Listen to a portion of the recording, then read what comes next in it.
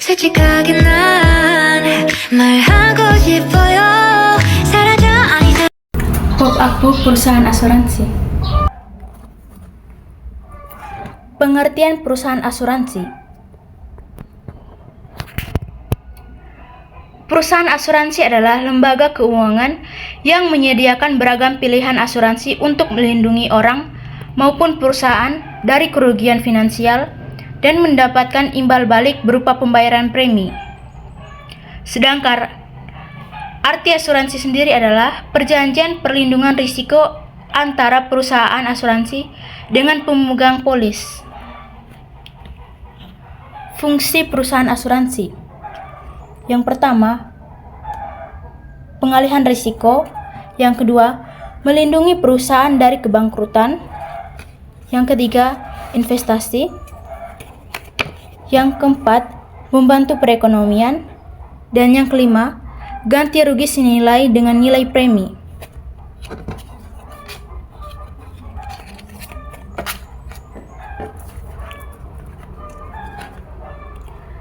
Keuntungan dari asuransi.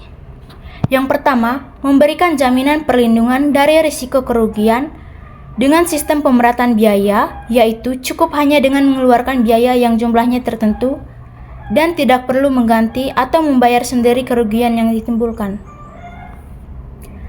Partner kerja dari bank untuk memberikan kredit karena bank memerlukan jaminan perlindungan atas agunan yang diberikan peminjam uang.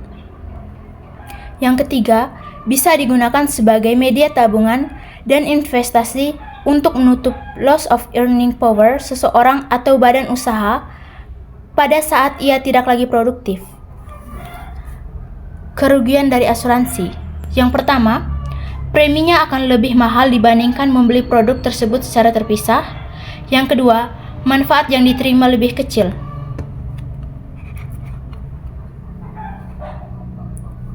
Jenis-jenis perusahaan asuransi.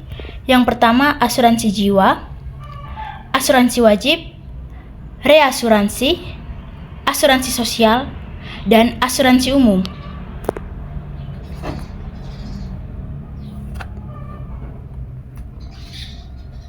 Jenis-jenis dari asuransi.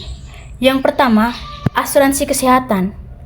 Asuransi ini memberikan cangkupan medis dan membantu menutupi biaya perawatan kesehatan, termasuk kunjungan ke dokter, obat-obatan, rawat inap, dan prosedur medis.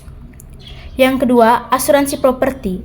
Asuransi ini melindungi properti seperti rumah dan barang berharga di dalamnya terhadap risiko seperti kebakaran, banjir, gempa bumi, pencurian, dan kerusakan struktural.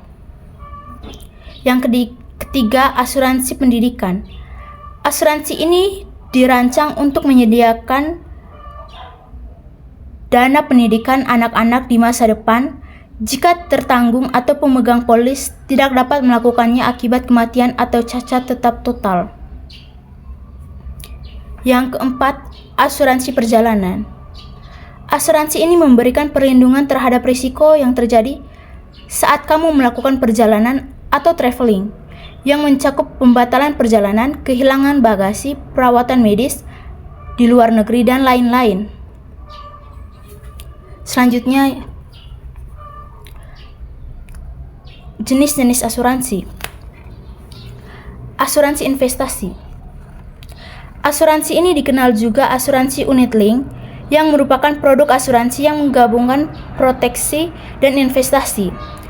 Sebagian premi yang dibayarkan oleh tertanggung dialokasi untuk biaya prediksi, dan sebagian lainnya dialokasikan untuk investasi. Asuransi jiwa. Perusahaan asuransi jiwa adalah perusahaan yang akan membayarkan premi dari nasabah ketika nasabah meninggal. Asuransi jiwa ini memberikan manfaat finansial kepada ahli waris atau penerima manfaat jika tertanggung atau pemegang polis meninggal dunia. Asuransi karyawan.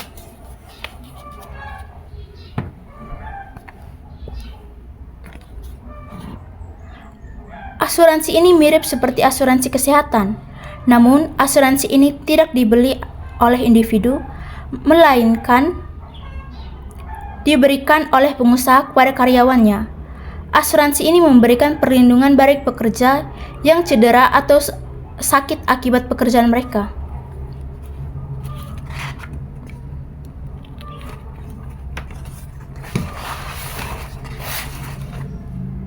Berikutnya, asuransi hari tua.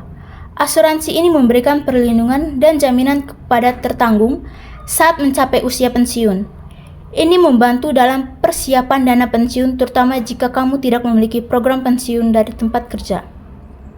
Yang terakhir, asuransi kendaraan bermotor. Asuransi jenis ini memberikan perlindungan terhadap risiko yang terkait dengan kendaraan bermotor, termasuk kecelakaan, pencurian, dan kerusakan. Asuransi kendaraan bermotor mencakup asuransi mobil, sepeda motor, truk, dan jenis kendaraan bermotor lainnya.